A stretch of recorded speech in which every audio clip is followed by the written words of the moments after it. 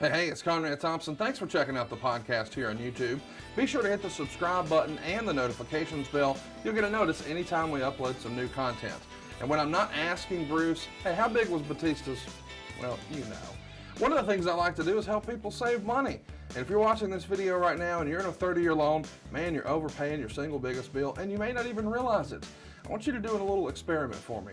Take your calculator out, multiply your monthly house payment by 360 payments. That's how many payments there are in a 30-year loan. That big scary number, that's your total of payments. You're looking at that number? You know you can do better. Keep more of your own money right now and go to savewithconrad.com. Or maybe you've got credit card debt. Man, it's not a matter of if I can save you money with that. Your average interest rate on a credit card is more than 20%. And by the way, all the interest you pay on those credit cards, it's not tax deductible. Whereas the mortgage interest, well, that is tax deductible. So if you owe this debt, it's up to you how to pay it back. Doesn't it make sense to get the cheapest rate possible and the greatest tax deduction possible? Find out how much money you can save right now for free at savewithconrad.com. You don't need perfect credit. Even scores in the 500s can be approved, and it's no cost out of pocket. But maybe best of all, we're licensed in more than 40 states. We can help more families than ever before. But how much can we save you? Find out right now for free with a quick quote from savewithconrad.com.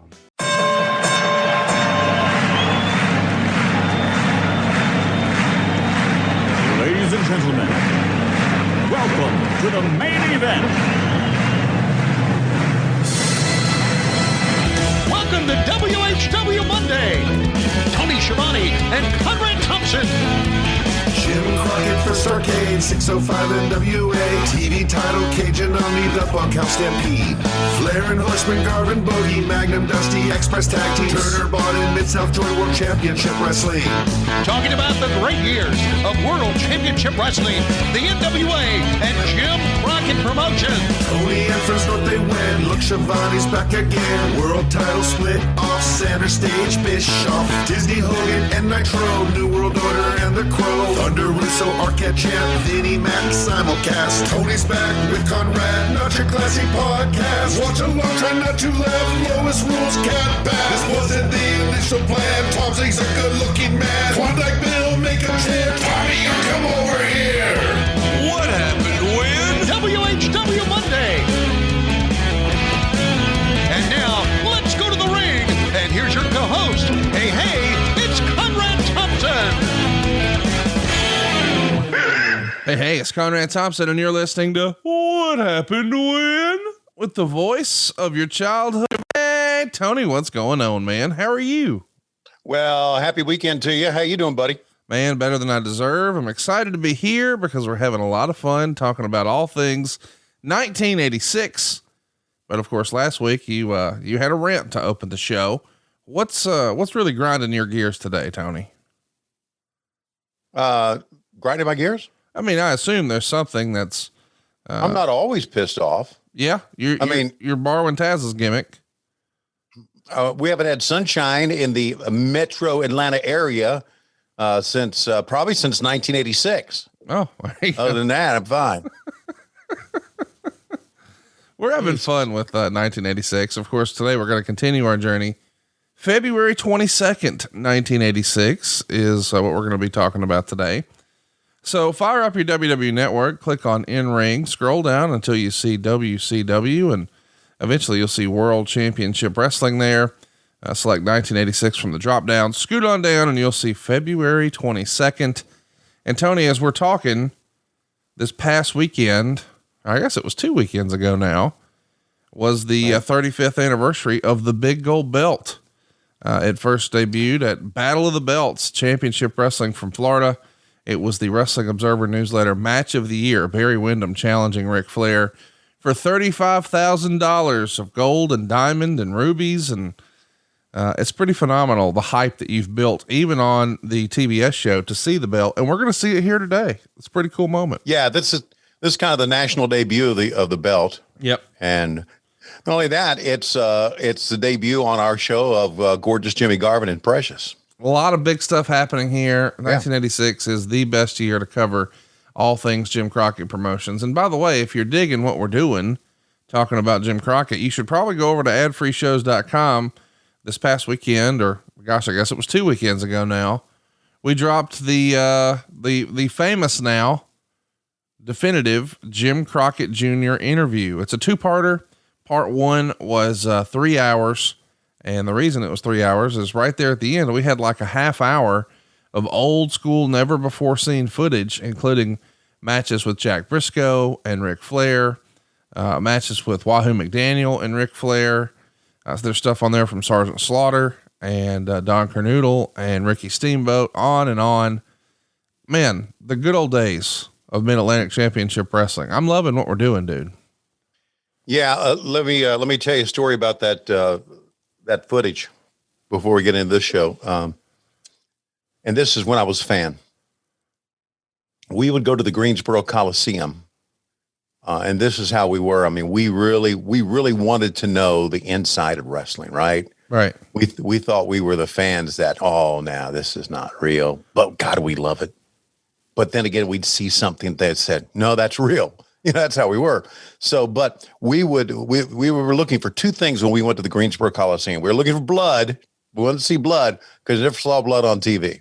And if you saw, I never will forget my cousin Butchie, who's, I think about 5 years younger than me. He and I hung around a lot. And so one time he went with us to the Greensboro Coliseum, and I think Flair bled. And as people were cheering, he grabbed me by both arms and was going, Tony, we saw blood. They're bleeding. I'm thinking, what the fuck? We're out of our fucking mind. We're cheering someone bleeding. So we saw that. And then we would also look up in the mezzanine level where where the press would sit. We would look for that camera. Okay. The camera that you're talking about, right? The old 8mm camera. Yeah. We would look for that because we would think if they brought the camera, then they're going to do something that we're going to see on TV. So something special is going to happen here. And that was always our key, to think that there's going to be an angle they're going to show. I didn't know the word angle at that time, but there's going to be something they're going to show on TV. So we'd sit down, we look around and say, there's the camera. The camera's there. Something big's going to happen. That's how we were back then. So that camera was vitally important to Crockett at that time, as far as, showing what happened. That's the camera. I don't know if you're going to show it. That's the camera that showed Ric Flair hitting Wahoo with a 2x4 over the head, splitting him open. And Wahoo came in all bandaged up like the following weekend, and they showed the footage, and Wahoo was all bandaged up, and talk about how there was a nail. There was a nail on that board that cracked me on the head. Man, that's the stuff that you'd fucking loved, man. And when you saw that footage, right? When you saw the footage, you knew that it was something big. It was something big because they had footage of it from Greensboro or Charlotte or wherever they were. It was good. Well, that's what this is, man. We've got 8mm footage here that has just been converted digitally, thanks to our great friend George Pantis. The world has never seen this. Unless you're in the arena that night, you missed it. So to see some of these guys in their prime, peak Flair and whatnot, it's really cool. And I had never seen a Jack Briscoe Ric Flair encounter. And it was fun just to see, those guys trade chops, talking about Wahoo and Flair. Yep. Either way, it's all a little Easter egg at the end of part 1 of our Jim Crockett interview. Yes, we're working on part 2. As you can imagine, it takes a lot of time for a perfectionist like Chris McDonald to slide in all these reference points. Whenever, Mr. Crockett mentions a name, he goes and finds a picture of those folks. And we even, talk about the planes a lot, but I never asked, hey, what was the make and model of the planes? So afterwards, Chris says, hey, I need to know the make and model of the plane. So I'm just telling you what level of detail Chris went to here. Yeah. So normally when we're talking about, oh man, there was a lot of expense with the plane, whoever was doing the graphics for that would just go Google image a fucking jet and slide it in there. Cause how would we know the difference? Right. Not Chris. Chris goes and figures out what was the year, make and model, and let me find a picture of that one. And I'll give everybody a picture of exactly what this jet looked like. It's another level, and we think we've really done a great job. I think it might be the best thing we've done in the wrestling space. I mean, Jim Crockett Jr.'s importance to the wrestling business, I think, gets glossed over a lot. I asked Eric Bischoff on last week's 83 Weeks, what do you think is the historical significance of this Jim Crockett interview? And he took us down a road. He said, I wouldn't be doing this podcast if it weren't for Bruce Pritchard. And I wouldn't even know you and have the relationship we do and all of our other business ventures if it weren't for Bruce Pritchard. And I wouldn't have ever worked for WWE if it weren't for WCW. And I wouldn't have ever worked for WCW if it weren't for Jim Crockett. So in a weird way, Eric Bischoff says, I don't know that I would have been in the wrestling business. I mean, certainly beyond the AWA, because when the AWA went down, what would that have looked like? Right. But Jim Crockett made sure there was somewhere else to go. And I just think the historical significance of his contribution sort of gets glossed over. And I wanted to highlight it because the localized promo and the Four Horsemen and Flair becoming the man and, War Games and Great American Bash and Starrcade. There's so many of his things, his innovations that still matter to people a lot, but it feels like nobody really considers him in the same vein they do of Vince McMahon. And I sort of made the analogy to the group chat the other day, and Tony, you're a comic book guy, so you can correct me on this. That once upon a time, the NWA, and for lack of a better word, Jim Crockett Promotions, was the chief rival of the WWF. And of course, the WWF may have shaken out to be Marvel, but that doesn't mean that DC Comics wasn't any good and didn't have any contributions. I mean, I think Batman is a DC guy, and hey, that's Ric Flair. Yeah. The point is, this thing once upon a time was sort of a tight race. It was a 2-horse race, and one was going to win. And yes, the Avengers and Marvel and all of that dwarfed the success of whatever DC Comics had, but that doesn't mean that DC wasn't important. And I think that's sort of the analogy I want to use for Jim Crockett and the NWA. Yeah, that's a very good analogy. And when I think about it, and you mentioned comic, we've talked about my graphic novel is coming out soon, and there's a Kickstarter coming out. I want to give you throw out the website here where you can go and just get notifications about it. In that graphic comic, it talks about, man, I can't overstate this enough. I'm trying to think about the big moments in my career, right, that led me here. And to me, I go back to the biggest moment in my career was going into Jim Crockett's office, sitting down with Jimmy, and Jimmy being very serious like he was, and telling me that what I was about to see when they take me to the back, what I was about to see is to stay in this building. And he told me that in all seriousness. And I felt at that time that I was now a part of this, part of something that I really passionately loved, right? And I thought, now I'm crossing over. I didn't know exactly what I would see or what he was talking about, but I knew there was something going on that not many people would be on the inside of. So I took that seriously. And that's why throughout the years that when I would see or hear about reports going on to Dave Meltzer or Wade Keller or the dirt sheets, it would kind of piss me off because I was thinking those guys were probably told the same thing. And they would go out and stooge off or talk about what went on. So anyway, so I had that meeting. He brought in Gene Anderson, and I know I've told this story before. Gene and I walked from Jimmy's office back the back hallway and walked through the garage there and opened that double doors, and there was everybody. There was my freaking childhood. There was Ricky Steamboat, not really my childhood, but my teenage years and my college years from the 10th grade on. There was Ricky Steamboat. There was Wahoo McDaniel. There was Greg Valentine. There was Ric Flair. And all of a sudden now I'm in this world and they're all friends. And I had been in the other world to where they were enemies. And it was like one of the biggest moments of my life, no doubt. And I never will forget Greg Valentine went to Gene Anderson. I could see it and I heard it. And Valentine says, "Hey, what's this guy doing back here?" Right. So like all of a sudden now they're really, really protective of smartening up people. Right. And Gene let him know exactly what was going on with me, that I would be working with Bill Ward, and eventually I replaced Bill Ward, which is sad anyway. I knew that was coming because I knew Bill was very, very old, and I knew that's why they brought me in. But that meeting with Jimmy Crockett, and I know this, I sound like Eric now going on and on and on and on and on. But my meeting with Jimmy Crockett was the moment in my career that started everything for me. And so there is no question that his impact, I mean, there would have been a Ric Flair. We know that. But would Ric Flair had the national exposure had Jimmy Crockett not worked out that deal with Vince McMahon for 605 on Saturday nights? Now, I'm sure in the interview you're going to talk about that deal, how they worked it out. Of course. But would Ric Flair and the Four Horsemen been what they were without Jimmy Crockett getting that deal? Right. And Jimmy got the deal. David wasn't there that I recall. David was with me. We were waiting on Jimmy to come back. Maybe David was there, years and years ago. You forget.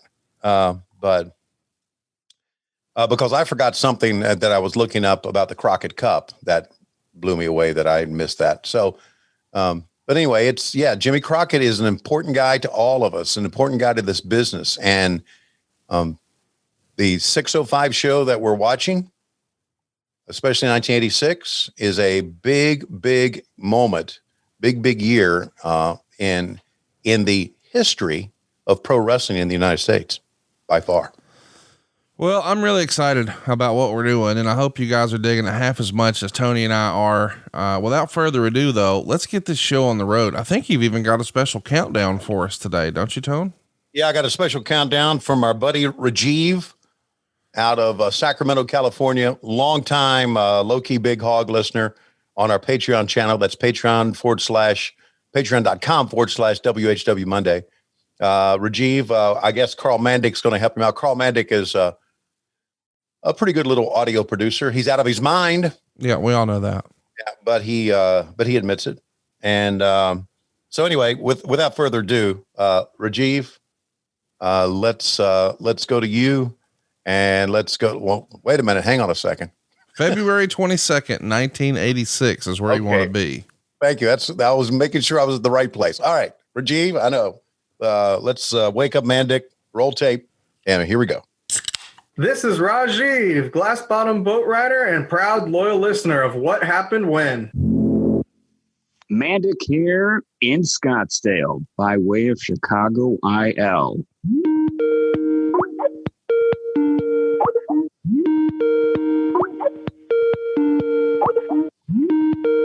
Rajiv. Yeah? Hey. Hello, McFly. Who is this? Mandick, Mandik. Not a gimmick last name. We're supposed to do a countdown. You want to do one of them countdowns? Yeah. What? Why are you talking like West Virginia, Tony, or what's going on here? Like, you know that we scheduled this time to do this. Don't, my BP is going up. And I'm not talking blood pressure. Hang on. Axel, did you hear this? Mandick said he wants something with a countdown. Did you put this on the books? Oh my gosh. Oh Lord. All righty. In 3, 2, 1, play. Track it.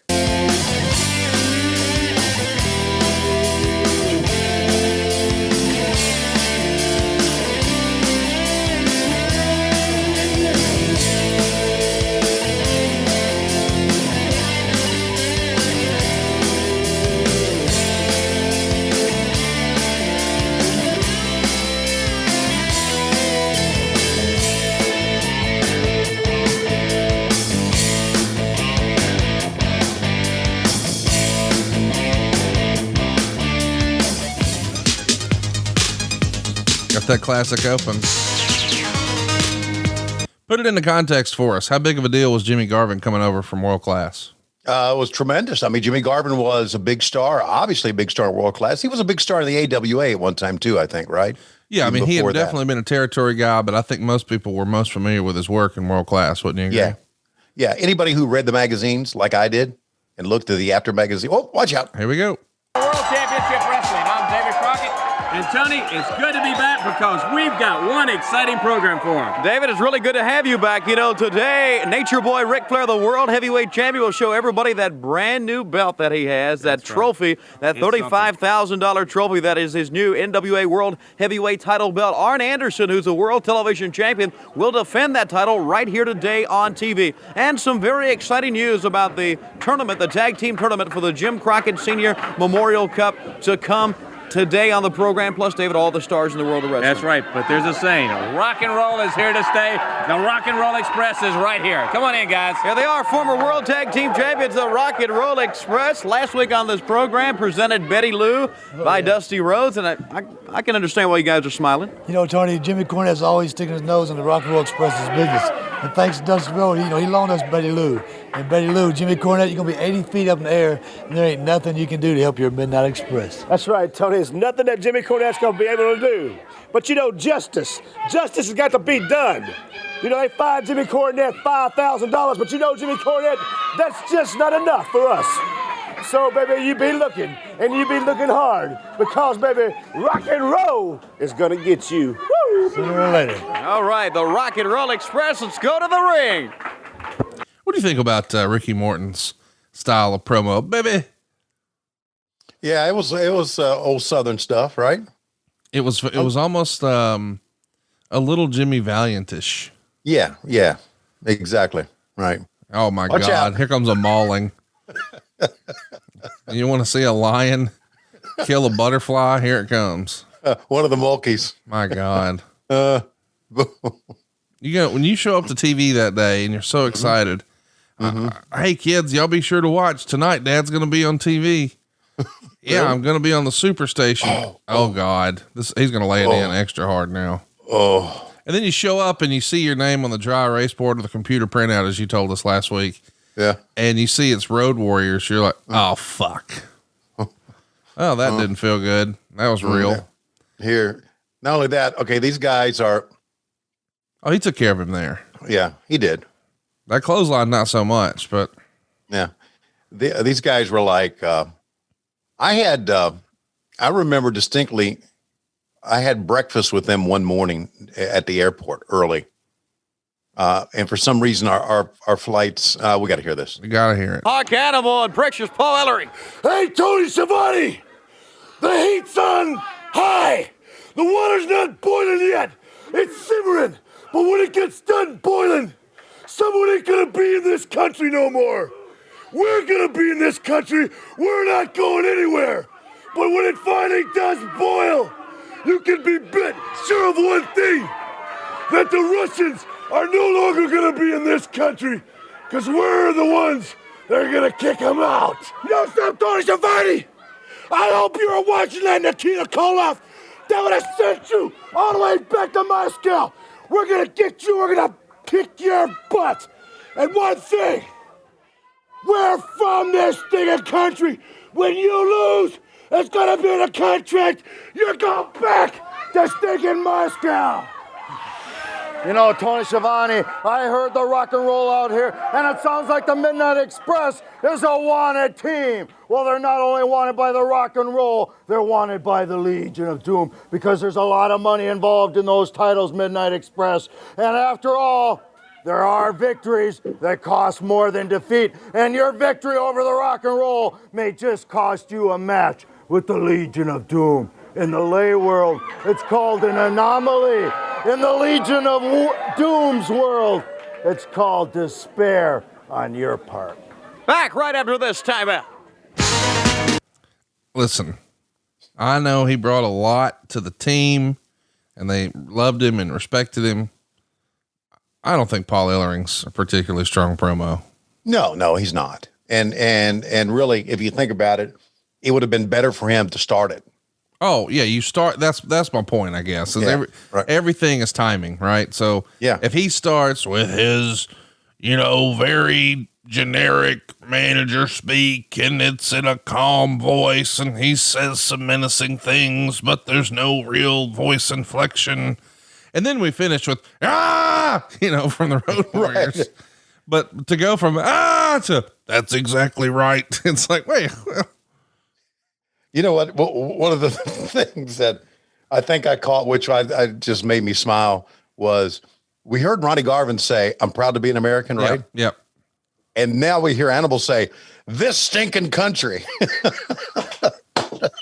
Everything to the Road Warriors. I didn't give a shit about it. We're a part of this stinking country. Just, oh, God. By the way, look at Mike Jackson here, Alabama's own. And by the way, he just worked Impact a couple of years ago. Oh, I'm sure. I mean, this is 35 years ago, and he just wrestled just like in the last 2 years with Impact. Yeah. And by the way, still looks the same, still works the same. Yeah. He's kept himself in fighting shape all these years.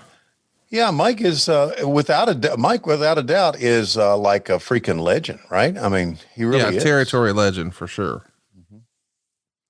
Give me a time code where you are. Right now I'm at 7 minutes and 3 seconds, 4 seconds, 5 seconds, 6 seconds, 7 seconds. Yeah. Okay.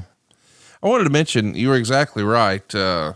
Garvin did finish up in World Class in 84. And then jump to the AWA. He would team with Mr. Electricity, Steve Regal. No, that's not Lord, from WCW. That's not William.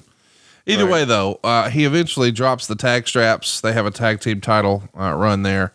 And once Regal and Garvin drop them to Hall and Hennig, he's here in the NWA now. So he had been a big deal everywhere. But I think when I think of Jimmy, man, I think of those old music videos in World Class and the famous feuds he had out there. I mean, and Precious and all that went with it. Yeah, she was. I loved Precious, man, and we'll talk more about him. I really did. She was a good lady. I mean, she had real big boobs, but she was a good lady. Okay, there we go. Yeah. Okay. I mean, real big boobs. As a reminder, this show was filmed on February 22nd. Later that night, you're going to do a double, 2 shows, of course. Mount Pilot, North Carolina at the East Surrey High School gets 1 show, and Roanoke, Virginia Civic Center gets the other show. So it's pretty easy to tell what's the A and the B show. We're at the Civic Center for one and a high school for the other. Oh. The high school show, I'm not exactly sure what happened. I'm getting these results from the historyofwwe.com if you'd like to check it out. But the Civic Center show, we saw Manny Fernandez and Ron Garvin beat the Midnight Express by DQ. And then we would see Magnum T.A. fight Nikita Koloff to a double countout at the 13-minute mark. And believe it or not, it was announced here that Dusty Rhodes is going to challenge for the World Championship on March 9th. And that was one of the ways that you sold tickets back in the arena days, especially, here before everything was on TV every single night. It was more enhancement matches like this.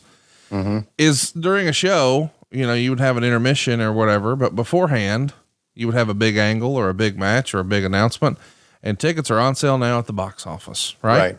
Exactly. That's how I may have told you the story or not, but I really love talking about stories of my fandom. Yeah. Almost as much as I like talking about stories when I was working early in the business, but that's how here's how we got our tickets in Greensboro. We would, or here's how we know to come back. At intermission, Truck and Tom Miller would say, the next event coming to the Greensboro Coliseum will be Sunday. It was always on a weekend. Sunday, February 9th. Right. And so we'd say, mark that down. We're going to come back. So that was the only way we knew. There was no internet, obviously. We couldn't get the Greensboro paper. That's just because. So there was one time that he said Sunday or whatever, and they changed the date to Saturday. And we drove all the way from Virginia to Greensboro, 3 hours in my VW Beetle. Okay. 4 of us drinking beer, boom, putting it back, drunk driving, all that shit you shouldn't do. Got down to the Greensboro Coliseum and it wasn't there. Now I remember there was a place right across the North Carolina line, this old shack like beside a filling station that always had the big posters. And that's where I collected my posters. And what do you mean? You'd go over there and say, hey, can I have this one? No, I'd steal it. Oh, okay. They would like take staple gun. And you just ripped it out. I just ripped off. And I had a big stack of them, which I bet you Jackie Crockett's got. And I ain't going to argue because I left them all in Jim Crockett's office. I mean, big stack of them. That is my late childhood. So we pulled over and I looked at it. I said, man, that event was yesterday. That can't be right. I looked at the guys. I said, that event was yesterday. They said, well, what the fuck are we doing here? I said, oh, no. I said, let's go on in because maybe the sign's wrong. We went into the Greensboro Coliseum. Nobody's there. We turned around, went back home. 6 hours on the road, a lot of beer, no wrestling. That sucks. We were depending on Truckin' Tom Miller's, telling us, right? Yeah. So after that, I started to order tickets by mail. That's what happened to me again. Yeah. Yeah. I would call the box office and I would tell them what tickets I wanted. I would, ringside tickets. Yes. I had my row number and my seat number, last 3 or last 4 seats where the heels came out. And I had my row number, my seat number that I wanted, and I would pay for it. I guess I would send them a postal money order, and they would send the tickets in the mail. And that's how we got them after that. So there you go, man. Memories of being a VW Beetle. Yeah. VW Beetle. What's wrong with that? Nothing. If you got 2 big old drunk guys in the back, they're miserable, right? Oh, that's true. Yeah. Yeah. So that was it. That was us. One was Billy Fridley and the other one was Hippie. That was his name. Billy Fridley and Hippie in the back. God, how those memories come flooding back of this shit. But the WWE used to back then, they used to have like a main event, right? Oh, yeah. Before. So you would get excited about buying tickets. Yeah. Intermission. It became common during the Hogan era. And a lot of people would be critical of Hogan and say, oh, it's because he wanted to get back to the hotel and have room service. And I'm sure that was, a nice perk. But the real thing is we want to sell the return tickets right now. And if you do it at the end of the show, people are going to get frustrated and want to get on the road and get home. It's late. We got school tomorrow, whatever. Right. But if you're going to take an intermission anyway, hey, we don't make any money if you go piss, and we don't make any money if you go buy popcorn. The venue keeps that. But if we get your ass to stand in line and buy a ticket during intermission, well, that's a win. Mm-hmm. And they even position the card, just so everybody understands the way wrestling used to be. The match after intermission was known as the popcorn match. Mm-hmm. And they would put something on that wasn't that significant. So if you missed it because you're getting popcorn, didn't really matter. Yeah. Here he is. Here we go. What a moment. And like promised, here he is, the heavyweight champion of the world, Nature Boy Ric Flair. Tony Schiavone, how about a moment of silence for the best looking man on the face of this earth? When I tell my pals, Rick and Keith Michaels, that I want to be styling and profiling on Jim Crockett's television show because Ted Turner is sitting upstairs in his office and wants a real dude out here on the big camera, then Michaels of Kansas City puts it together. So bring the camera in one time. You like it? From the lizard shoes, huh? About $700 to the Rolex watch to the biggest diamonds my finger can hold. You are looking at pure class. But wait just one moment. You see, when your name is Ric Flair and you represent the National Wrestling Alliance and you just happen to work for Jim Crockett Promotions, then every once in a while, come on over here, David, the Crockett's dig down in their pockets to show some appreciation for what a real champion should be toting around. And you see, the whole country has heard about it. Now they're going to have a chance to see it. And I'm talking about $40,000 of 24-karat gold, silver, diamonds, and rubies with my name written on the front of it. That's right. Solid gold.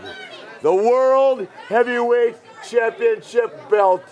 Worn, owned, operated, and manipulated by yours truly, the World Heavyweight Wrestling Champion. So you see, ladies and gentlemen, whether you like it or not, I'm custom made. Whether you like it or not, I'm your world champion.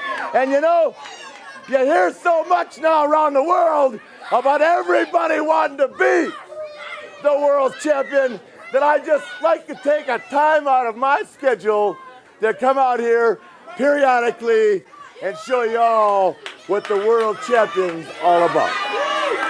Ronnie Garvin, Dusty Rhodes, Magnum T.A, Bob Armstrong, Tommy Rich, Wahoo McDaniels, doesn't make any difference. To be the man, Daddy, you gotta beat the man.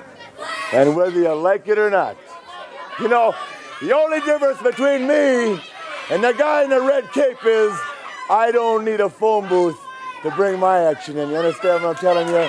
I'm the best there is. Woo! I'm the world's heavyweight wrestling champion. Woo! He certainly is. Let's see you bring somebody out here to follow that stuff, brother. Woo! Let's go to the ring. How much fun was Ric Flair having right there? Oh my! That's a tremendous interview. Now, give me hit. I'm sure you've done it before, but this will be a perfect time with the Baron in the ring to give us the history of that belt. You can tell us. I know, being a belt nerd that you are. Yeah, it was designed by Nelson Royal, right? It was ordered through Nelson Royal's store. I think it was probably Nelson, or maybe even Dusty, wanting a Western style belt buckle. And of course, Nelson Royal had a Western store right there in Mooresville, North Carolina. Just a little bit north of Charlotte. It even says it on the back of the main plate, which you can actually see in the new Big Gold book that's available over at Amazon. Or MidAtlanticGateway.com. You can pick up a copy there. Dick Bourne was the author. But anyway, he ordered the belt, and they had some original art sketched out. And we even talk about this with Jim Crockett. The original art had the letters NWA at the top. And we found where they had revisions and scratched a line through it. And it was because Jim Crockett was thinking, I don't know how much longer I want to be a part of the NWA. And we talk about that in our interview with him. You know, where that was the thought process. Right. And they wanted a new belt because at the time the AWA had a huge belt on Nick Bockwinkel, and it was referred to as the inmate belt, famously made in a prison. And of course the WWF had various world titles. This is during the Hogan run. So they were using what was commonly referred to as the Hogan 86, or the Hogan 85. And the Hogan 85, I guess in the tail end or very beginning of 86 here, was shaped like the national title or the TV title, that same basic design. But the Hogan 86 was much bigger. So everybody was going bigger is better. And boy, there was nothing bigger than the big gold belt. Yeah. So they contracted a Western belt manufacturing company, a rodeo belt buckle company called Crumrine. And they were out West, and a fellow named Victor Ortiz did that belt by hand. But as was the case with a lot of those belt buckles back in the day, the base metal was silver. So it's German silver that's then been plated with 24 karat gold. And of course, Flair says diamonds and rubies, but those are fake stones. Sure. But either way, the plates were made by hand by a fellow named Victor Ortiz in Crumrine. And then it gets shipped back to North Carolina, and it's stitched onto some leather there. And the leather color is commonly referred to as cherry wood. But that's, the collectors online will call it cordovan. But the reality is cherry wood is the actual color. And all right, then. in the Big Gold Belt book, we detail, even what type of thread they used. So it's very particular. We even go back and meet the folks who originally stitched it. I can't recommend it enough. So if you're a belt nerd and really like the history of belts and how they're made and where they went and what happened to them, I can't recommend the Big Gold Belt book over at MidAtlanticGateway.com enough. That's tremendous. Here's Baron. I got a couple more questions about that belt. Shoot. That I want to ask, but we're getting ready to go to an interview here. There's nothing like Baron not wanting to release a claw. that face again. No. Yeah. Coming up next, it's Jimmy Garvin. Yeah. Doing a ringside interview with no fans around. It's kind of fun. Mm-hmm. Let's go ahead and track it, because we know it's going to be a big deal. Hey, Hey, don't touch that dial. Don't touch that dial because you're at the right place. This is the National Wrestling Alliance. This is Jim Crockett Promotions, and I am gorgeous Jimmy Garvin, and of course, Precious by my side. You know, as you see here, the great studio is empty. There's not a person in sight. Because I tell you what, we were a little surprised when our limo got here, and a bunch of heathens just started attacking the car, looking at us and screaming and yelling. But, you know, we should get used to that because, after all, it happens all the time. It happens all the time because, ladies and gentlemen, you are looking at the greatest wrestler in the world, and by the way, it's not my fault. Not only that, you're looking at the greatest wrestler in the world. I don't eat red meat, I don't eat salt and sugar, and my hair's insured by the Lords of London because I got the finest head of hair, too. Now, there's a couple of reasons why I'm here, and I'm not going to let it all out right now. I think I hear some fans trying to scrimmage into the back. Keep them people out of here. We don't want nobody bothering us because we're different. We're not the same as everybody else. I'm not going to get on here and wrestle on TV because I really don't feel like it. Not only because of that, because I really don't feel like there's anybody here that can beat me. I don't think so either, Jimmy. You know, I think you got it down. I'm so happy, you know, I can dance out of my tennis shoes because, I mean, it's not every day, you know, a person can strut around the country like I do. I can go all over the country. It don't matter where it's at. And I have confidence because I know that I'm the greatest athlete in the world and nobody could beat me. That's right. Now, I know that means that Magnum T.A, or whatever his name is, he's included, right? That guy kind of reminds me of a lemming. Spray the air for him. And another guy, Dusty Rhodes. Now, there's a guy that's obviously eating too much red meat, salt, sugar, and all the other things that are bad for you. Well, it's going to take a guy like me maybe to teach that boy some manners. That's it. You know, I've been all around the country teaching people manners. I teach manners so good, it's just unbelievable. And by the way, my mouth is getting a little dry, and I think I might need a little kiss. Hold on just a second. I'm going to have a little kiss, and I'll be right back. You know, it takes that kind of thing. I mean, that's why I'm the greatest wrestler in the world. She takes care of me. She makes sure I'm in a good mood, and she makes sure I look finer than anybody in the world. And I think that was a good suggestion. I think you and I should probably... I think we should get out of You here, wanna Jimmy. go? Let's go. I got something to tell you anyways. Let's go. Well, gorgeous Jimmy Garvin and Precious, David. That's right, and they are something. You know, he talks a lot, but he's a good wrestler, too. He really is. Gorgeous Jimmy Garvin and Precious with us on World Championship Wrestling. Let's go to the ring. So that's the in-ring debut of Tony Khan's uncle. Of course, by now that's been well established here. Teijho Khan. No, that's been well established by you, and you're a well-known bullshit artist. No, why would you disparage the good goddamn name of Teijho Khan? No, I'm not. I'm not. Is Tony ashamed of his heritage? On sale now at Box of Gimmicks and lowestrules.com. You a lie. And they should say Conrad, comma, you a motherfucking lie. That's what we should change the shirt to, but you're not going to get heat. Tony listens to the show. He likes the show. Yeah, I know he does. He knows. Listen, bullshit artist. Okay. I wanted to talk about the belt, but I want to talk about Jimmy and Precious first. Please do. By the way, let's also mention this is a real miracle in professional wrestling. They're still together. Yes. As a matter of fact, I looked it up and I don't know if it's accurate. You know, you never know what you see online's accurate. Sure. But if it's correct, then next year they're going to celebrate their 50th 50 wedding anniversary. It's unbelievable. I mean, that's amazing. Especially in wrestling. You know, I mean, you and Lois and Arn and Aaron and Jimmy and Precious, those are like real exceptions to the rule. You're right.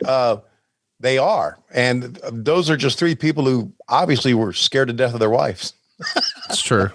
Yeah. She'll kill me if I do something wrong. Oh, okay. I'm going to be on the straight. But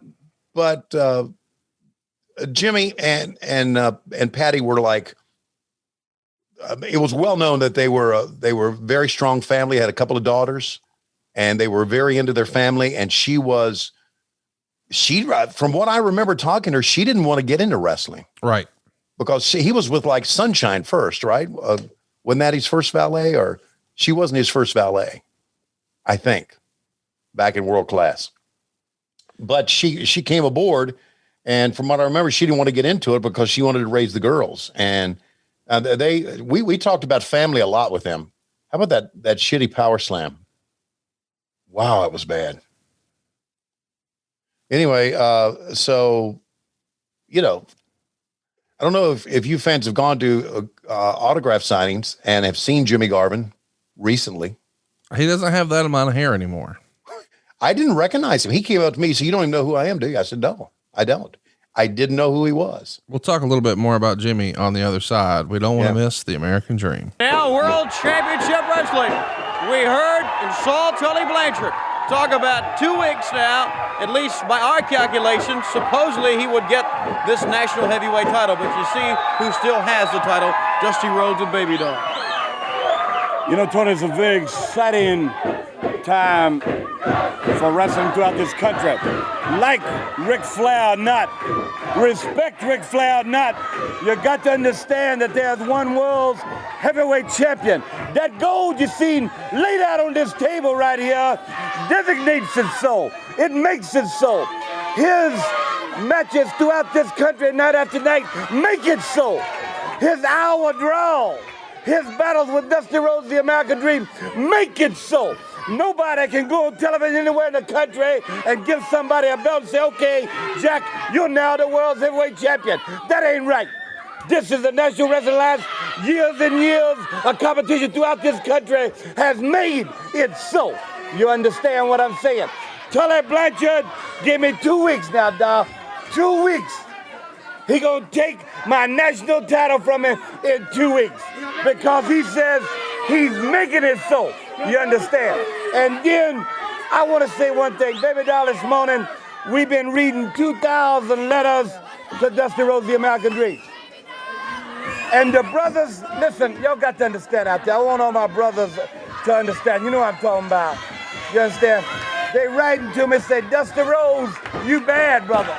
See, they got to understand it's all H. You got an H, you got a D in it, you got an E, you got S's, you see. They spell it R-O-S-E, you understand? Dusty Rhodes, that's fine with me. You know, I've been to Hollywood this week.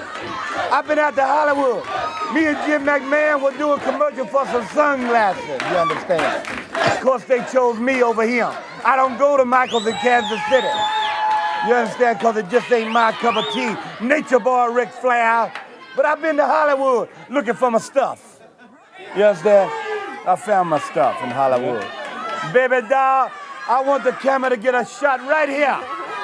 This here is what Mother Nature gave the American Dream, Dusty Rhodes. And I'm going to tell you what, it's good and it's a lot of it. And I love it, Jack. It's going to be right. Dude, it's good and it's a lot of it is a great line, and it's a new t-shirt available now over at boxofgimmicks.com. Dude, I'm going to use that line. Listen, some people might be offended by it. It's a lot of it, but yeah, that's tremendous. Oh man, he came up with the stuff. That was, you know, Flair came out earlier. Yeah. And he ended the interview by saying, top that interview, basically. Yeah. Which was a challenge to Dusty. Of course. Yeah. And Dusty came out and talked about Michaels of Kansas City. By the way, Flair's not done. He's coming back out because he's pissed off about what this. I mean, it's like, this, can you top this with these guys? You know, it may have been frustrating for them, but it was best for business because we loved it. It was great for TV, man. It was great for TV. Now I wonder, this guy laying him in with Ronnie here. Look at this. And those are pretty good working punches, actually. So my question, I had 2 questions about the big gold belt. Mm-hmm. 3, you're in possession of it. Yes. Okay. And there is a top of it kind of to the right, I think, maybe to the left. That's kind of bent. Yeah. It's at the very top. By the way, it's over. It's right here. Like it's right there. Right. Okay. Got it. But the top is bent. Yes. Well, do you know the story behind that? There's lots of rumor and innuendo. People have different theories. I've never seen one that actually makes any sense. I believe it was probably one of those, let's get naked and run around the hotel nights. I had a feeling alcohol would have been involved in that.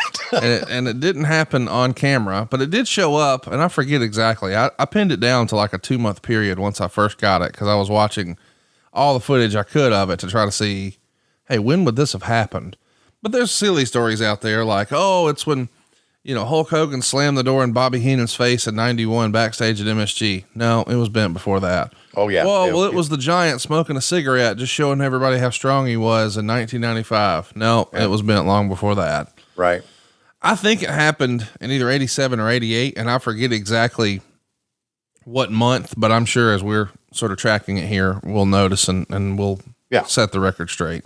Yeah, that'd be good. Now, the other question is, what's it valued at now? I mean, I know because of the historic, not because of what it's made of, but the historic value of it. Well, that's different, because it's always what somebody's willing to pay. Right. I've turned down multiple $100,000 plus offers, so it's worth more than $100,000. Oh, just because I know people who would pay that. But unfortunately, fortunately for me, it's not for sale. You and I haven't really ever talked about this, but just like Eric Bischoff credits Jim Crockett with him being in the wrestling business, I only know you because of the big gold belt. Mm.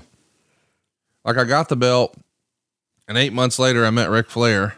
And from there I met you guys and I met my wife and Empire was born, buddy. In a weird way, it all traces back to that belt. So this past Valentine's Day was the 35th anniversary of the debut of the big gold belt. So happy birthday, baby, but you're home now. You're never leaving. I often say, hey, if the wheel ever ran off, I can sell my watches. I can sell my cars. Cause the deal is they made a bunch of them, this particular Rolex. You can get online and buy a dozen, look just like it today, but there's only one big gold belt. So I don't see me ever parting with that one. Well, here's an idea. You could sell it to the highest bidder, right? Get a whole lot of cash for it.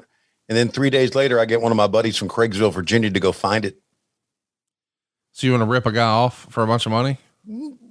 I didn't want to use that word, but I just thought they're good collectors. They get things done. Well, just an idea. Listen, these Craigsville guys, can I pay them to come to your fucking attic and get my goddamn 6-man? No. You know why? Because I'm one of them. They ain't gonna fuck with me, man. They fuck with you because but not from the mountains of Virginia. We stick together. Like that, man. We're together. Hey, so according to Wikipedia. Oh, yeah. Because that's legit. Yeah. Ronnie Garvin is the stepfather of gorgeous Jimmy Garvin. Yes. Is that legit? Yes. Okay. Married his mama. All right. You know what? I always knew that. I always knew that they were like, one was a son and one was I thought it was legit father-son. Right. But it's stepfather. So there you go. Very cool. So, slapped him. Well, he's out. Slap him again. He's out. Let's see it. Ooh. That looked like a real punch right there. Yeah, it did. That's why he slapped him to make sure. Here he is. Track it. I hope he says real American, please. It's anytime you want. You can knock the man out. Great display of wrestling talent up there. Thank you, Tony. Once again, I'd like to say thank you for the cards and letters. I know I don't have much time to answer them all, but I'd like to say thank you. I never realized there's so many people out there. I know this by the cards and letters, that people that don't like Ric Flair. I'd say 99% of the population. I'd hate to be walking around this world knowing that many people don't like me. But I'm going to tell you, Ric Flair, the people that like you, probably in the same category as the ones that thought Adolf Hitler was a great man. So is Charles Manson. Well, Flair, you're on my mind. I've been driving a truck 4 hours a week. Does that qualify me as a truck driver? I'd say it does. You know why I'm driving a truck 4 hours a week?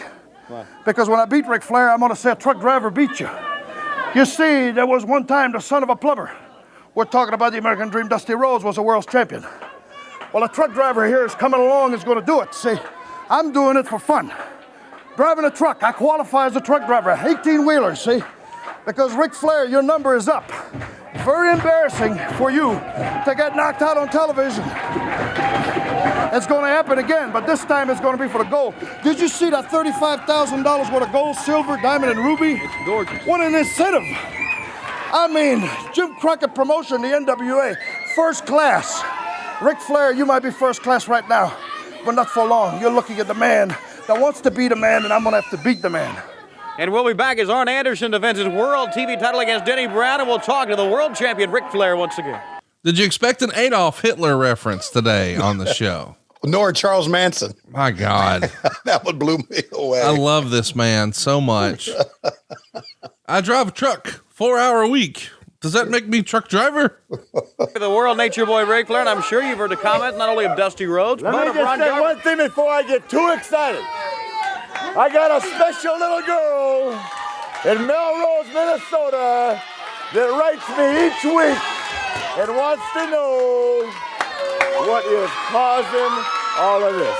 In other words, to you, darling, next time you see me, I'll show you this again, too. Now, let me say one thing.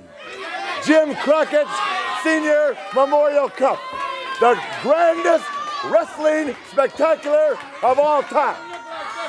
The Cup, Jim Crockett Senior, 50 years, the biggest promotional outfit in our great sport, as you know. They're putting together a program. The city is going to be chosen very shortly, and I'm telling the whole world right now that I'm taking my cousin, Arn Anderson, the world television champion. I'm putting him right here next to the world's heavyweight champion, and the Jim Crockett Senior Memorial Cup is as good as ours. Money in the bank, Daddy. Woo! Okay, that's for the heavyweight champion of the world, Nature Boy Ric Flair. Your cousin's in the ring for a match. This is a great opportunity for the intelligent wrestling fans out there to take a look at two great athletes. The junior heavyweight champ and the world television champ, my cousin, the great Arn Anderson. Come on, Double A. Woo! You notice the difference right off the bat when Dusty Rhodes, who was unable to defend this title, had it in his possession. Was he out here week in and week out? Was he out here wrestling a man the caliber of the junior heavyweight champion of the world? I ask you, David Crockett, almighty worshiper of the American dream. Was Dusty Rhodes out here week in and week out against some of the best competition in our sport? David, you're lying in your teeth. You know it. You know what I'm telling you to be true. Arn Anderson has taken this title and made it exactly what it is today. In my eyes, the second most prestigious title in all of professional wrestling. Well, you heard it from the world heavyweight champion. I have to say right now, he's got a tiger by the tail, and Denny Brown, the junior heavyweight champion, the world junior heavyweight champion. Watch this man. He's wrestling a guy that's traveled throughout the world, just like I do, defending a very prestigious title. We're talking about the junior strap. That's it's correct. A very prestigious position to have in our sport. He's a little smaller than Arn, but let me tell you, the guy was a great amateur wrestler, he's a great professional wrestler, and he represents the National Wrestling Alliance, which makes him one hell of a man for opening. So I'm not going to track the whole thing, but Flair's joining for commentary. And this is actually a long match, especially for this type of show. 12 minutes and 43 seconds, I think, is the runtime. But I like the idea of bringing Flair out, letting him do a little commentary. I mean, we would see this years later in the Monday Night War era where but it would typically be like a guy who had a feud with them, right? So you have whoever, okay, these guys are going to be in a feud, so we'll have one guy wrestle and the guy he's beefing with will do commentary. Well, in this case, we've got, stablemates, so to speak. But one of the criticisms we're talking a lot about belts today, but one of the criticisms of Jim Crockett from fans in this era was, there's too many belts. You had tag titles, you had U.S. tag titles, you had a national belt, you had a Western States belt, you had a Central States belt, you had a junior belt, you had the TV, the U.S., the world, on and on and on. Was it too many belts? Yeah, I think so, but not enough to bitch about. Right.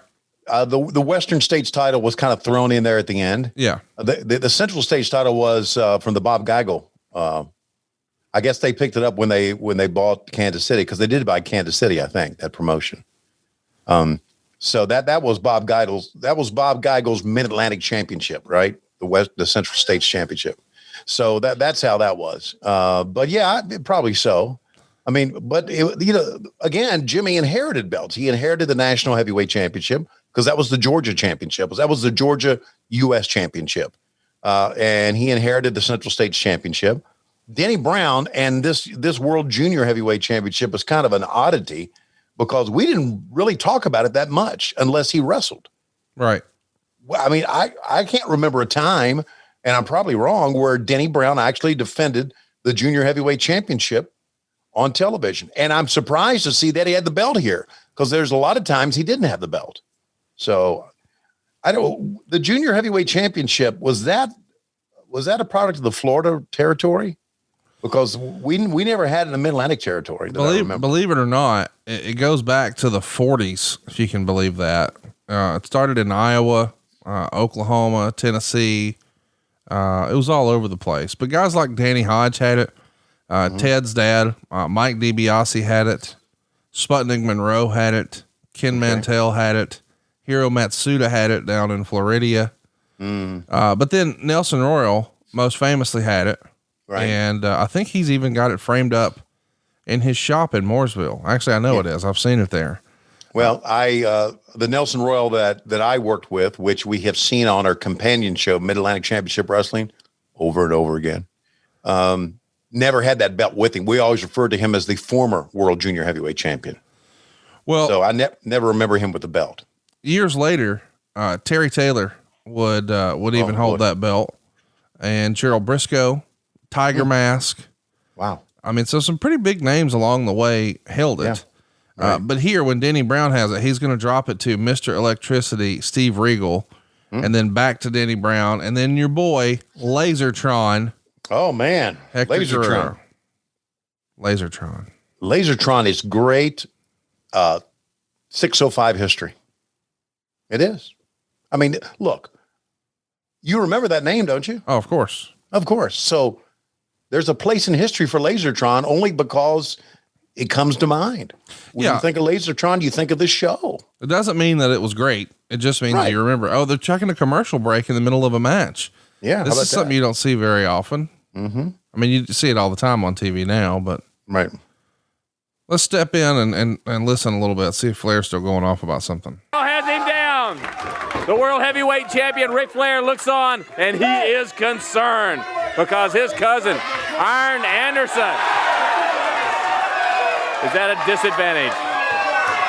Flair at ringside stirring up the fans. Mm-hmm. And also, by walking to ringside, he kind of puts Denny Brown over. Yeah, like, hey, this might be tighter than we thought. Right, hey, I want to mention, too, we got a lot of great feedback so far as we're covering 1986 from people who said, you know what? I was all wrong about David Crockett. He was great. Yeah, and of course he was. I think he's gotten a bad rap from fans, but because here's the thing. They're probably unfairly comparing him to Tony Schiavone or to Jim Ross, but his role was different. He was the hype man, and he did a great job at his job. When you actually take him out of the context of being a play-by-play guy, and just understand what his role was, he was really good at it. He was tremendous. There's another name in there that is the reason that fans didn't like him, and that is Gordon Soley. And let me tell you why. Because I lived this one. When Vince took over that slot, he took it over from Gordon, right? Gordon was doing it. So when we came back and they brought that same old music in, because that music was before us. But there's no Gordon. That's right. And the camera comes up, it's David and I standing there. There's no Gordon Soley. And fans didn't like that. And they didn't like me. Right. There's a lot of fans that didn't like me being there. And I didn't answer a lot of letters. I typed them up at my old typewriter there at the office, electronic typewriter. I answered as many as I could. We had a lot of them. And I remember a lot of those questions says, well, Tony Schiavone is obviously a very polished broadcaster, but that David Crockett, where's Gordon Soley? Right. Basically. So that's one of the reasons that David was disliked back then, because he wasn't, quote unquote, a polished announcer. He wasn't an announcer by trade. I was. That's what I grew up. That's what I worked on, to be an announcer. But man, we weren't Gordon Soley, and that was trouble. Yeah. So, but it all worked out. Hell, I even had a girl send a long letter to me about looking like a fool because of makeup on my face. Like Gordon Soley never wore that makeup. I was thinking, yeah, he did. Anybody? That's right. And I have a feeling that that Gordon was pissed off about this too. Don't you think? I mean, when they're back on and it's Gordon solely, didn't he think that he would be doing the show? Yeah, I'm sure he thought he would, but yeah, they made a call differently. Do you think that had anything to do with was it just wanting their own look and feel and our own guy, or was there concerns about Gordon's substance situation at the time? There was both. Okay. There was both. I know Jimmy wanted a good look, but Jimmy wanted somebody he could depend on. Ole tells me the story of bringing Gordon from Georgia into the Carolinas to do a show. And he didn't, I don't recall what show it was, but Ole and I, we rode around a lot together, different shows in the early 90s when he was booking. And he told the story that Jimmy said, I want you to bring him. I want him to ride with you. So I want to make sure he's sober when he gets there. Yeah. And he said, Ole said, we stopped to get something to eat. Gordon went to the bathroom. He came back. He was plowed. Yeah. And he said he had little airline bottles with him and he had them in his pocket. He said, so I was watching him, but I didn't go to the bathroom with him. Right. So anyway, I guess Jimmy thought that he couldn't depend on Gordon, to be again. Was Gordon's go-to vodka or gin? I think for some reason, I think it was vodka. And I don't know. I know Hurd was a gin guy, but I wasn't sure. But yeah, I feel like you get a certain age and you have an appreciation for gin. Unless you're Snoop Dogg, there's not like a bunch of 25-year-olds who drink gin. The folks I know who drink gin, they're old malcontents like you. Yeah, I don't drink gin. Right. I'm not saying you do. I'm just. It tastes like aftershave smells. It's just a rot gut. I've tried martinis with gin. Have you ever tried that? No, it's not for me. I don't like that. Oh, wow. I used to date a girl who liked gin. She was a Bombay and Sapphire, 2 limes. Yeah. Right. Not me, man. That's rot gut shit. Where did we get here? Oh, we got here because of you shitting on me. Yeah. We're talking about gin and tonics and. Yeah. And we've got like you said, we got a hell of a match going on here, man. Denny was a good performer. He's given him a lot, really. Yeah. I mean. Yeah. Wouldn't you think you'd have to? Look at there. Champion? Dusty's out here. Yeah. And Ric Flair comes over here. That's just a classic example of why Arn Anderson is a world champion. He knows where he is in that ring at all times. He got himself in a bit of a predicament, but got Denny Brown out of the ring just like that. That's what you call ring savvy, my friend. That's what you call knowing your trade. Look at Jimmy. He comes right back. He goes over. Has him just about. Catches him right on top of the head. Crockett was good, man. He was good. He was damn good. Boy, if you don't believe, it's when you have commentary from the 80s that 35 years later plays well. You did something right. Yeah. Yeah. Right. So he was doing something right, man. He's a lot of fun. Yeah. How can you not be a fan of David Crockett? And look at the fans, man. They are into Denny Brown. Yeah. They're apparently, if you notice, green shirts and some Greek letters. I guess it's some fraternity or something, maybe from Georgia Tech that's come. Oh, man. The pin, almost. Denny Brown is great athletes competing at the highest level possible. This is professional wrestling. That it is. There you go. Gourd Buster. Bam. Gourd Buster put the face right in the mat. The Gourd Buster puts out Denny Brown and Arn Anderson wins. Wait a minute, Dusty Rhodes comes in.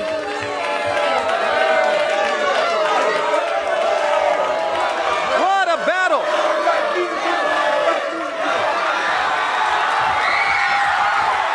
Wait a minute, look at this. Dusty Rhodes, Magnum T.A, Ric Flair, Arn Anderson. Do we have it? Do we have another match? Rick, do we have another match? Come on, they want you in there. David, let me say something to you. It's just like Rhodes and Magnum T.A. to want a man to slip out of about $15,000 worth of goods and get in the ring, and then when a man has just competed against a world champion and beat him right in the middle of the ring.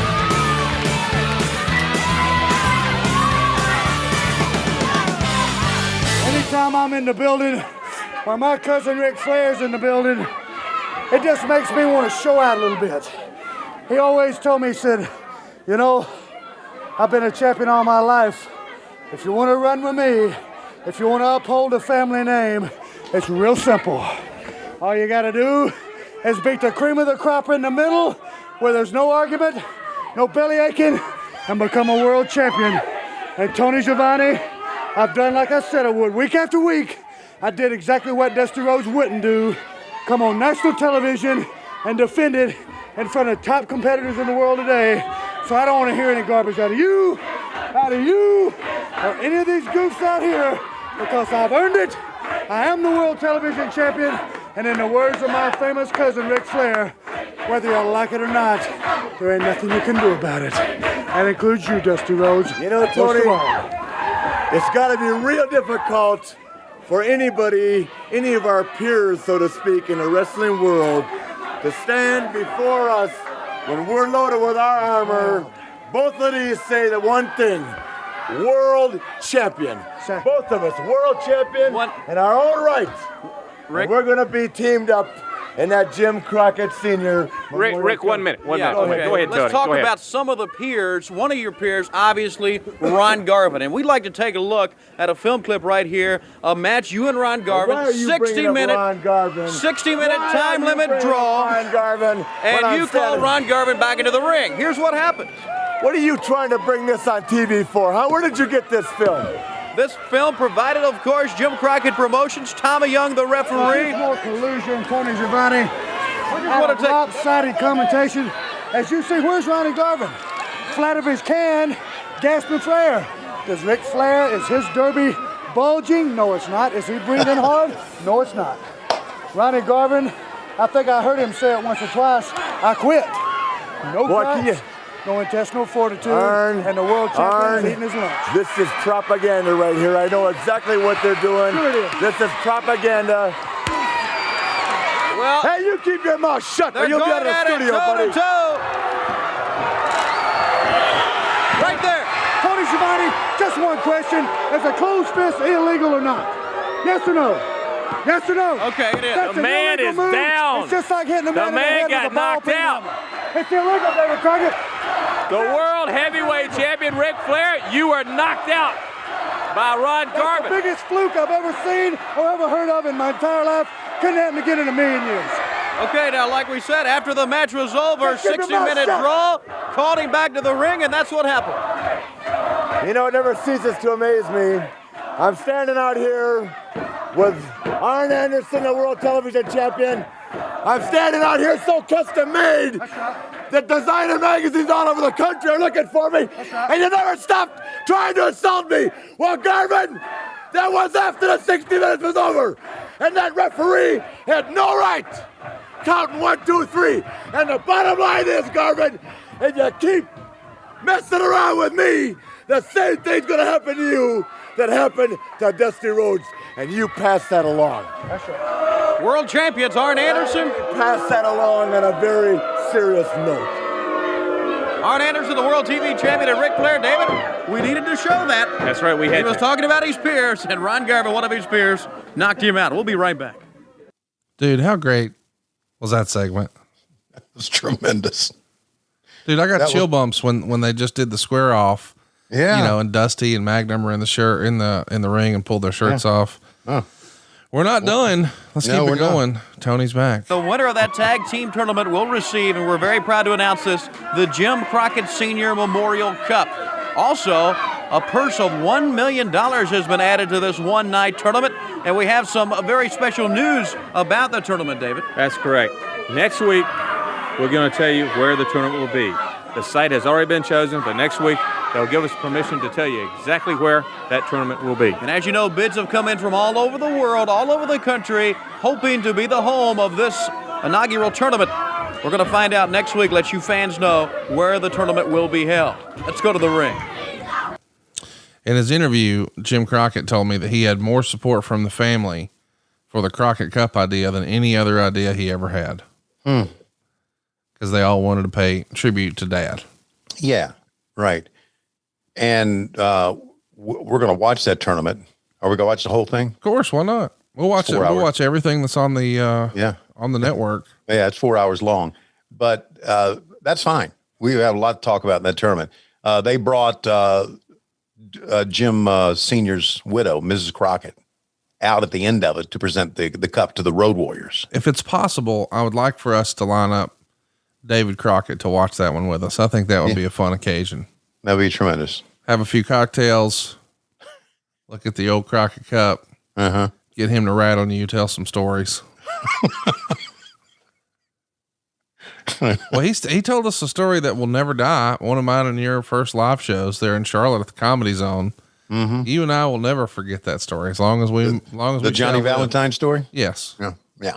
I'll never forget that. No, I know it because it's like, wow, there's really someone out there like that. And and he was in pro wrestling. It's unbelievable. Like that story just came up this past weekend when Cassio and Judy came over and Judy was like, what? Just slack jawed AF. So I'm looking forward to this year, man. I've had so much fun watching it, and I really did get like chill bumps watching, Dusty and Magnum come in, and then on the outside you see Flair start taking off his jacket, and the fans are going bananas. Studio wrestling, man. Let's talk about it a little bit. The NWA, owned by Billy Corgan, tried this a couple of years ago. Yeah. And at the time, fans were pretty excited about it. And then of course COVID happened and the world changed. But now it makes me wonder, since COVID is sort of the new normal for the foreseeable future, I think a studio wrestling show might make more sense right now than ever before. I think there's a place for it, but again, to make it work, you got to have some sort of clearance. Oh no, I'm not arguing that. I'm just saying, this was such a big part of wrestling for so long. I think, if the rumors are true and AEW has allegedly been working on a second program for a Turner station, it might be cool if it was a studio wrestling concept. Right. And we got more to this format where, and by God, you got Tony Schiavone, you got Jim Ross. Let's just recreate the shit, man. Pay homage and have a few rows, a few little bleachers on each side or two of the four sides. And then, let Ricky Starks go dust off Griff Garrison and then cut a promo. That's good stuff, man. Yeah, no, I agree with everything you're saying. And we mentioned this earlier. There's something about studio wrestling that you won't get anywhere else. Right. And one of the things was when Arn Anderson was starting his match with Denny Brown, he was bullshitting Denny Brown he was browbeating Denny Brown. You can hear the smack talk. Yeah, smack talk. And you would never hear that in an arena, but you heard it there very clearly. And it's, I love Paul Jones putting his foot on the guy. Like he did something. That's heat, baby. That's good stuff. Yeah. Coming up, we've got another promo from Jim Cornette, and boy, this is can't miss TV right on the other side of this commercial break. Here we go. Excitement Plus here on World Championship Wrestling. We got some members of Kappa Sig fraternity at Mercer University here with us today in Macon, Georgia, and some other great fans here with us. And here is Jim Cornette. I understand. Talk about Tony. David, why don't you back up? You're not being very useful. First of all, I heard the Road Warriors out here going on talking about a World Tag Team title match. Well, let me tell you something. I think the best thing maybe for you to do is have Paul call my mother, because we are busy. We do have a tight schedule. Maybe we can work you in sometime before December. Now, secondly, the big Jim Crockett Senior Memorial Cup coming up. Tag team tournament, the first international tag team tournament that's truly international in the history of professional wrestling, and $1 million on the line. I don't see I don't see why they just don't go ahead and give us the cup and give us the $1 million and save everybody the trouble of getting in the ring and getting humiliated, because we've already proven that we're the best team in wrestling, the NWA World Tag Team Champions. Is that right, Tony? You're the champions right now. That's exactly right. So just give us the cup, give us the money. We'll save everybody a lot of trouble. Now, the Rock and Roll Express, they come out here talking about justice. They come out here talking about how they got cheated. They come out here talking about all the agony and pain they've suffered. Well, let me tell you something. The plain fact of the matter is, the one thing wrong with the Rock and Roll Express is they are habitual, chronic losers. They have no ability compared to the Midnight Express.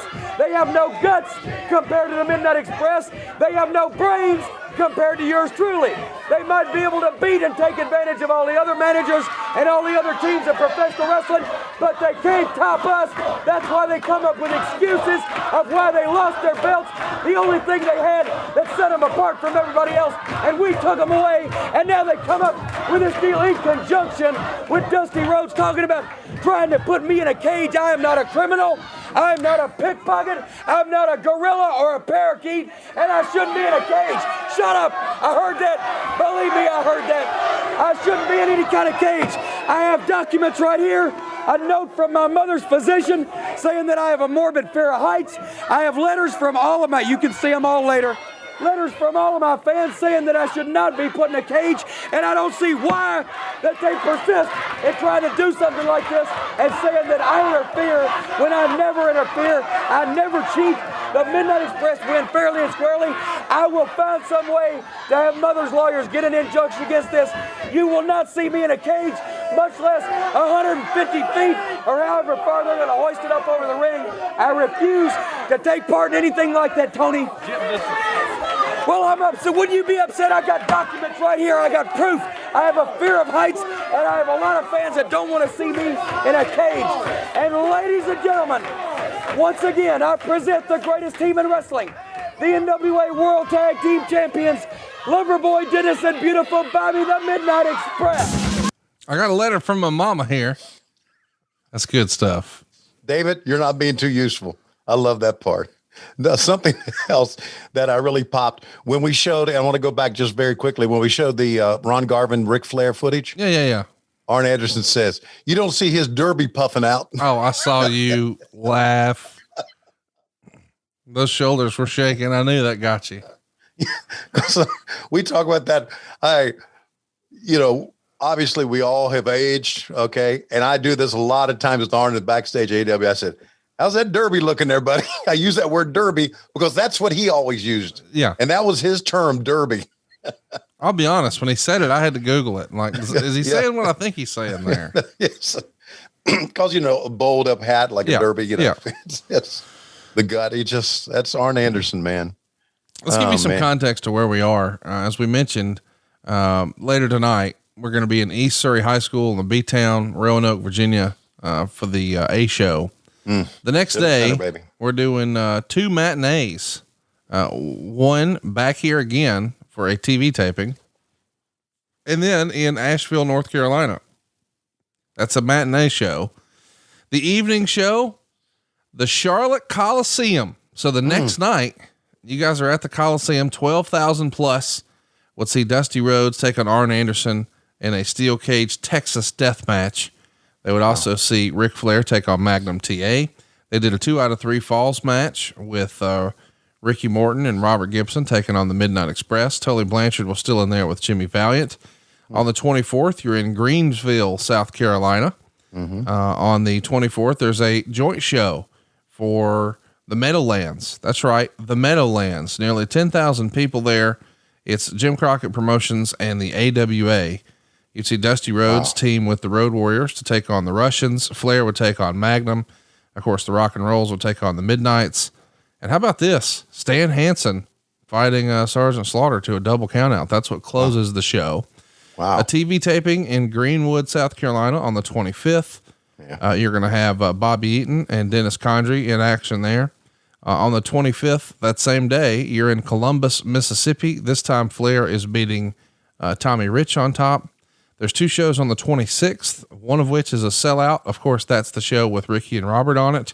The show in Greenwood, Mississippi, again with Flair and Tommy Rich, not a sellout. We're going to do a sellout though in Bennettsville, South Carolina, again with the Midnights and the Rock and Rolls. I think it's fair to say the Midnights and the Rock and Rolls at this point are the top feud in the entire promotion. They're selling the most tickets, at least based on percentages of sellouts. They may be running smaller towns, but you can't get a ticket to see them because they're that hot. And I don't think that everybody was probably expecting that to be the case, right? Yeah, absolutely.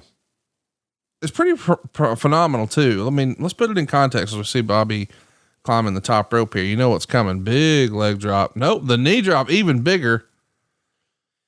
But these guys are a top act and dominate the Mid-South territory for Bill Watts. And now they come to Jim Crockett and just bring the same feud, and they're setting the territory on fire.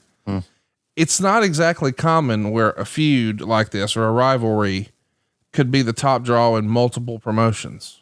Yeah. You know, like imagine if all of a sudden, you know, whatever's hot on WWE TV, oh, Rock and Rolls are out there. Let's track it. Oh boy! These guys, rock and roll, look at them! They just cleared the ring. Rock and roll is here to stay. With tennis rackets. How nice of a touch is that? Rock and Rolls get their own tennis rackets and clear out the Midnights. That's simple. Hey, here's, oh God, here we go. Come on. If our Come on, calculations are right, I guess it's down to 2 weeks now, wouldn't it be? Well, you've been paying attention, and that really impresses me. But putting that aside for just a second, there's been a lot of rhetoric today about the Jim Crockett Senior Memorial Cup, the big tag team tournament coming up.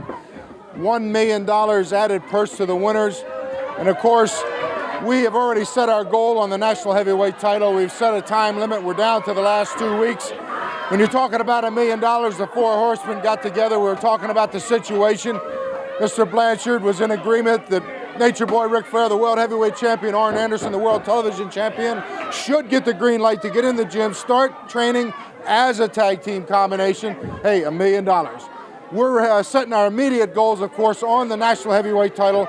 2 weeks left. I don't know where, I don't know when, but it's fact it's going to happen. Whenever he wants to sign a contract, that's the bottom line. And once we take the national heavyweight title, see, the other thing you have to look at in this tournament is the people that have the more prestigious titles, even in a tag team tournament, are going to be in a better position as far as the seedings. And the more stronger you are, this is a whole lot better situation. I'd rather go into a tournament knowing I only have to wrestle once to come out with $1 million, knowing that I have to go through 3 or 4 tag team combinations. And as a national heavyweight champion, even in a tag team tournament, regardless of who, we would take Mr. Blanchard as a tag team partner. And I really was impressed with my old friend Jimmy Garvin when I saw him today. The fans didn't get to see what he had to offer, but I know what he has to offer.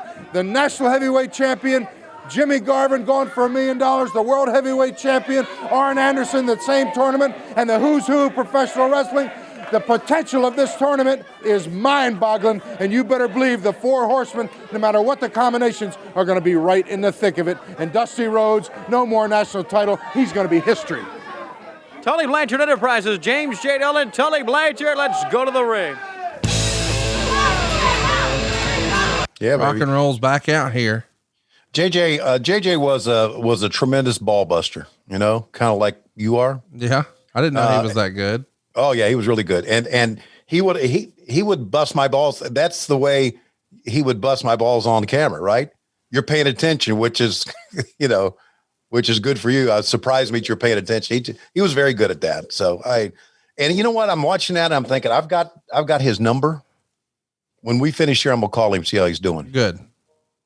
Because there's something else I want to bring up too here. I got a text yesterday from our buddy in South Carolina, Peggy. Oh yeah. How's she doing? She's fine. Here's what she said. Uh-oh. Just saw me wearing my old orange overalls on the Spartanburg show. LOL. By the way, I wasn't too cool to cheer. I just didn't like who was in that match. Hope all is well. How great is that? And it gave me an idea. Uh-oh. Okay, no, I don't know if Peggy will do this or not. She'll do it. She will? Yeah, I'll sell it. Okay, because it's serious business. Oh, well, maybe not. Okay, no, it is serious when you think of the context, and it's because of her friend Oli. But it would be worth getting her on ad-free shows. Yeah. Nothing long, okay? Just to talk about the night that Oli was stabbed, because Oli contends that, and this is why they're close. She saved his life. Yeah. Right. And you know, Oli's kind of out of it now. Yeah. He may remember it. He could. But I'd like to get her take on that and just go back and relive those moments, which were very scary. And obviously I think that's worth talking to her about. I totally agree. Let's line it up. Okay. Maybe we could ask her about Lanny Poffo too. You know, just see if she has any old stories or whatever. You always got to go to the gutter, don't you? What did I do? Wait a minute now. Hang on now.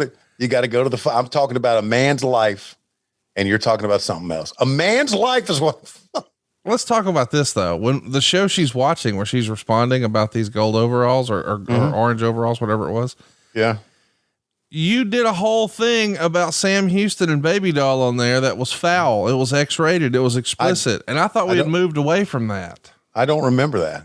Really? Yeah, I don't. You said, I want to drive back to so-and-so, and the whole way.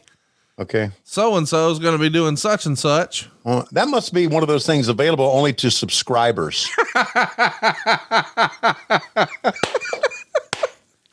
Hey, by the way, we should mention we are doing a perfect companion piece for this every single Saturday at 6:05. We're watching on adfreeshows.com and patreon.com/WHW Monday, the syndicated show that would air in this same era. So week by week, you can get the TBS show here on the main feed. Of course, you can get it early and ad free with video over at adfreeshows.com and Patreon. But on the weekend, 6:05, we watch Mid-Atlantic Championship Wrestling, which is a little different because it's not studio. It's actually matches filmed in an arena. So you get a little more atmosphere. Fair to say? Yeah, you get a lot of atmosphere. And we talked about how the fans just go crazy.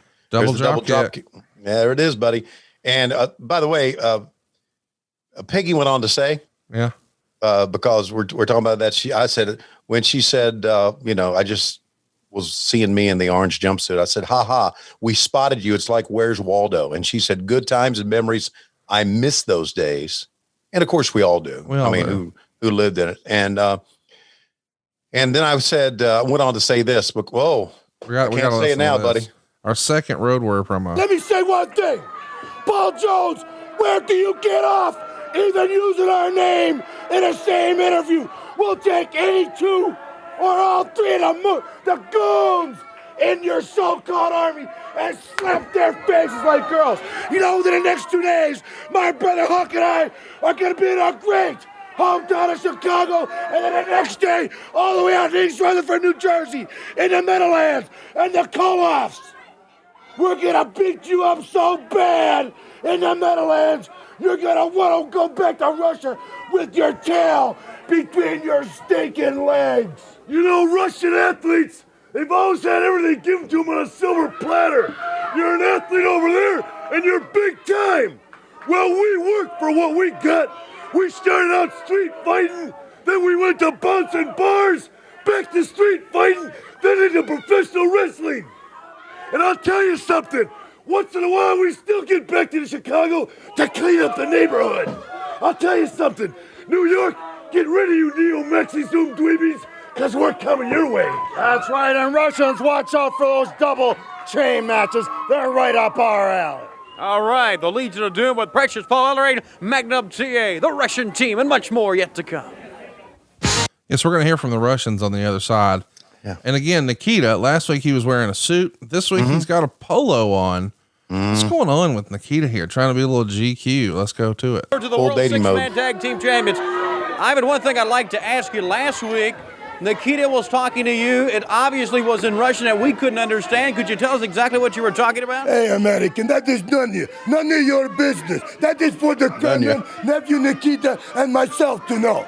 Now, everybody know worldwide, the Jim Crockett promotion, most successful, biggest promoter last 50 years. That is why our contracts are going to be in order for Jim Crockett Memorial Cup Tag Team Tournament. And you Road Warriors, you come out here shooting your big mouth off, saying now you're going to run us out of the country, back to the Soviet Union. You should be more concerned about double chain match in Michigan, in Canton, in Wheeling, or six-man tag team competition in Meadowlands along with this American Dream, Dusty Rhodes. And you, Magnum T.A., you take a look at nephew Nikita with his whole new attitude glasses. Yes, simply because of this Magnum T.A.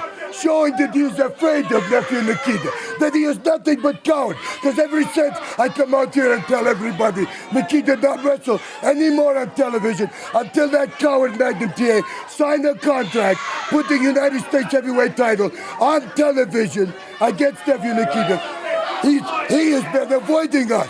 No contract, no rebuttal, nothing. This Magnum T.A. is obviously afraid of the Koloff family. I don't know about that, but, you know, he is the U.S. heavyweight champion. He defends the title.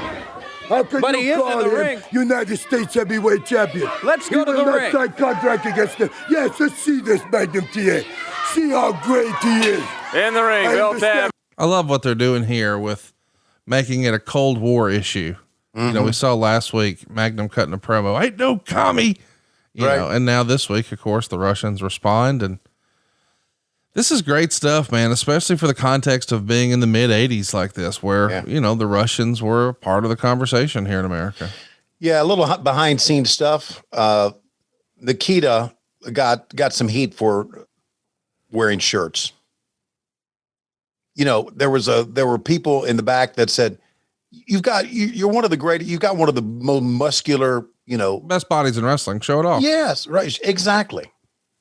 Show it off. Oh, little angle coming on here. Look at them. They go down. Both men, Nikita Koloff and Magnum T.A. How can you control it? Oh, the wrestlers coming in now. Everybody's, I mean, all the wrestlers are in there trying to pull these two men apart. United States heavyweight champion Magnum T.A. and Nikita Koloff. Here comes Dusty. They can't pull them apart. They're trying. They've got him. No. Well, they almost had him. Look at him.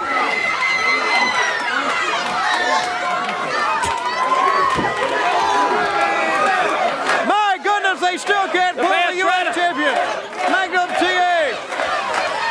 and Nikita Koloff apart. Okay, they got him apart now. They got him apart. And they're right over close to us. Oh, what a day it's been on World Championship Wrestling. We're right into the well, we almost had it. Magnum goes right after. Magnum, T.A. United States heavyweight champion. It's after Nikita. He won't let go. We got to go. See you next week. Dude, is that your first time doing the, we're out of time, we gotta go? I think it is. There it is. It happened. I wish you would have yelled 1986. I wish you would have yelled, the tape machines are rolling. Then you would have checked all your boxes. Hey, that's how you do a pull apart. Oh, dude, it was tremendous. And I love Dusty just coming in and dogpiling, just right in the middle of that shit. Just whatever, I'm on top. Here we go. Yeah, man, that's the way to do a pull apart. So you were telling us there was a little heat on Nikita for wearing shirts on TV. Yeah, and it obviously I'm thinking one of two things happened. Either Dusty gave him the okay and other guys were thinking, how dumb is that, right? Yeah. That Nikita would go out and do that. Or Dusty told him, don't go out with your shirt off, and he went with his shirt on anyway. Yeah. Which would kind of been like Nikita anyway, because Nikita was, he was his own guy type thing. I think it was well documented, and I really liked him. He and I really got along. He knew he had leverage, though. He knew he could go to Vince at any time. Yeah. There you go. And he had a lot of heat with the guys. He really did. I mean, Orange probably documented it real well. Yeah. Yeah. So it was different. Nikita was a different cat, man. Next week we'll be back with Ron Garvin talking about his TV title match. Of course, Arn Anderson has an issue with Ron Garvin. He's going to cut a promo. The Rock and Roll Express have something to say about Jim Cornette. I can't wait to hear how high the cage is going to be this week. Of course, at the beginning of the show, just watch, is 80 feet in the air. Then Cornette comes out, says 150 feet in the air. And in actuality, it's probably 15 feet in the air. Tully is going to be out here looking like he's going for a polo match, and he's going to be talking with J.J. Dillon about Dusty Rhodes. The Russians are going to address what's going on with Magnum T.A. Flair's going to be here in one of his more famous robes, showing off the big gold belt. Dusty's back with Baby Doll, cutting a promo on everyone in the Horsemen. Arn is going to finally have that match with Ron Garvin for the TV title. Magnum T.A. has a message for Nikita Koloff. We see the Midnight Express and the Rock and Roll Express in action, plus, of course, a Jim Cornette promo. There's a lot happening next week, including a Ric Flair match. He's going to have the big gold belt here, and he's going to be defending it against Brody Chase. So I don't think Brody Chase won the title, but we'll have to tune in next week and see. Another good episode, man. We had some good talk and remembered a lot of great things. And again, David Crockett was great. And tremendous. If you think he was, if you think he wasn't, then you have no clue about wrestling. Then you a lie. Yeah, you have no idea how wrestling works. But we think we know a thing or two, and unfortunately, I think I know that it's about that time. Ladies and gentlemen, walking down the entryway now with smoke and fire and pyro, it's Conrad Thompson. He is going to show us the big gold belt that's been in his possession for a number of years now. Here he comes with the big gold belt, of course, across his shoulder. Can't put it around his waist. And wait a minute, from behind, it's Casio. Casio has come in. He has knocked down Conrad. He has taken the gold belt, and he's running. Well, he's waddling out of the arena. But hold on a second. It's the boys from Craigsville, Virginia. They're going to make sure that he gets the belt back, and they dogpile Casio. They get him down. They roll his blubber over. They take the belt, and now Conrad's going to have the belt. Wait a minute. They're leaving. They are leaving the arena, the Craigsville boys, with the belt. What? Well, Conrad, it'll be in my attic. Come and get it if you can. We'll see you next week on What Happened When. We come to you each and every Wednesday on Westwood One. But don't forget Mondays, we come to you on Patreon.com/WHW Monday. Hey, it's Conrad Thompson. Thanks for checking out the podcast here on YouTube. Be sure to hit the subscribe button and the notifications bell so you get a notice anytime we upload some new content. And go save yourself some money right now. If you're in a 30-year loan or you have credit card debt, it's not a matter of if I can save you money. It's a matter of how much. Find out right now for free at SaveWithConrad.com.